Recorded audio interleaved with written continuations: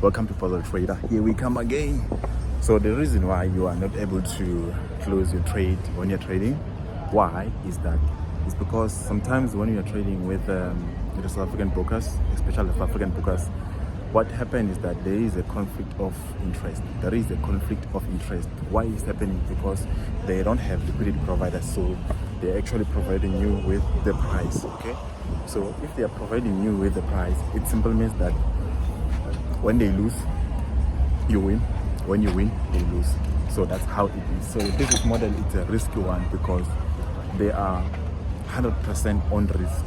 If you lose, you take their money. If they lose, you take their money. If you lose, they take your money. So that's how it is. So in this case, let's say that now you're profiting, then it's a problem because they cannot be able to pay you that amount that you are winning. Okay, so they are not able to allow you to close the trade because of the conflict of interest. All right, you are not going to be able to close it. Even if you try, you are not going to be able to close the trade. Why?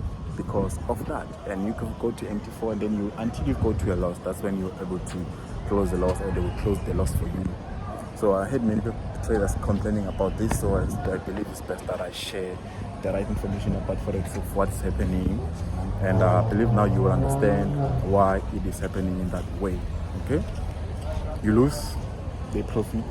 You profit, they lose, unless if they have liquidity providers, which is something that they do not have.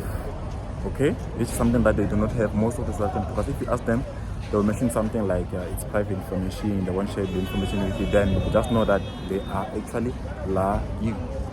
So they're not gonna be able to share that information with you, because they know once you know, then you can make wiser decisions. So it's a loss for them.